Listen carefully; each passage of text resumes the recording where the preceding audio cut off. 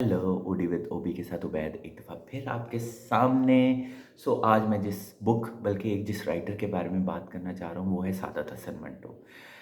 सादत हसन मंटो हमारी हिस्ट्री का एक बड़ा कंट्रोवर्शियल नाम रहा। इसमें कंट्रोवर्सी नहीं होनी चाहिए थी क्योंकि राइटर राइटर होता है, उसका जॉनरा होता है। मतलब वो जिस चीज़ में भी जिस टॉपिक पे भी स्पेशलिटी होती है उसकी उसमें वो लिखता है।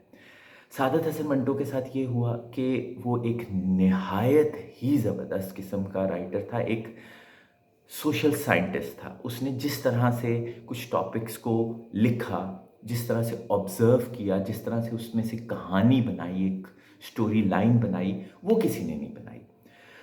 ज़रूरी नहीं होता कि हर लिटरेचर जो है, हर टीवी प्रोग्राम जो है वो सबके लिए हो। मेन प्रॉब्लम उस वक़्त होता है जब हम एज़ अ पेरेंट हमें नहीं पता होता कि हम अपने बच्चों को क्या दिखाएँ, क्या नहीं दिखाएँ। हमें रेटिंग सिस्टम्स का आइडिया नहीं होता। अगर हमें रेटिंग सिस्टम्स का आइडिया हो, उसकी रिस्पेक्ट हो, तो बहुत सी चीज़ें बहुत आसान हो जाती हैं। इसी तरह सादत हसन मंटो जो है, वो भी एक ऐसा राइटर है जो कि हमारे अ, इग्नोरेंस की नज़र हो गया। अगर हमें अपनी एज रेटिंग्स का पता होता, हमें लिटरेचर हो गया, अगर हम कोई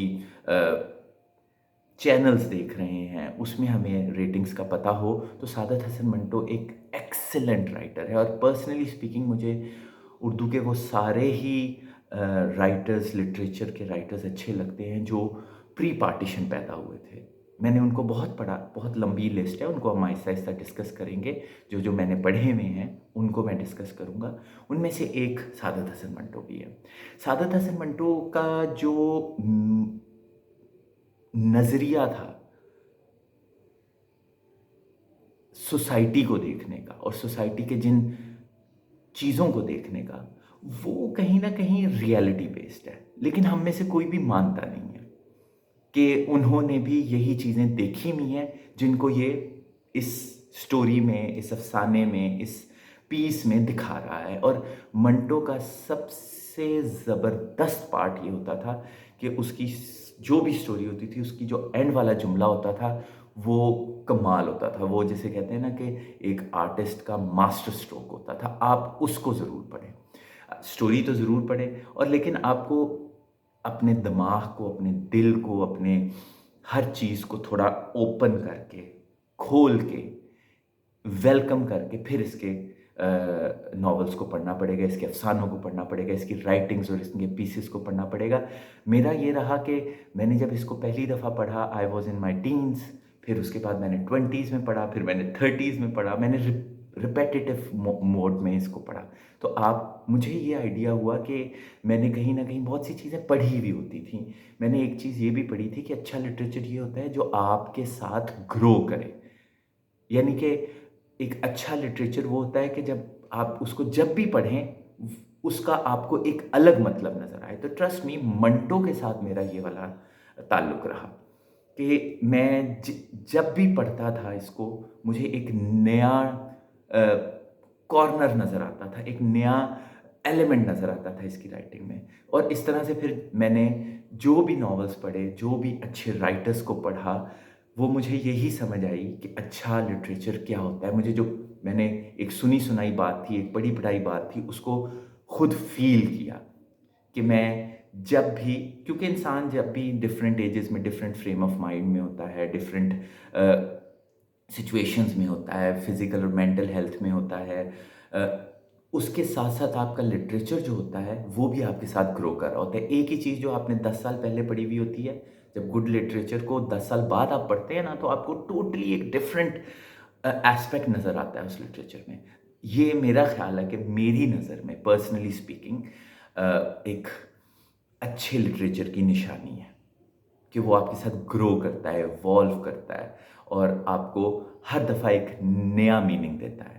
इसीलिए लिटरेचर को आपको बार-बार पढ़ना चाहिए ताकि आप भी ट्राई मारें इस चीज़ को कि आज पढ़ें, फिर 1 साल बाद उसी सेम स्टोरी को पढ़ें, उसी सेम पीस को पढ़ें, फिर 2 साल बाद पढ़ें, 5 साल बाद पढ़ें, आपको मज़ा आएगा, आपको पता चलेगा कि मैं क्या कह रहा हूँ। तो ये मंटो भी आप पढ़ें, मंटो के हर जगह पे आपको अफ़साने, बुक्स, पीसेस डिफरेंट फॉर्म्स में नज़र आते हैं। कोई इसकी मोटी सी बुक ले जिसमें इसके सारे ही अफसाने हों।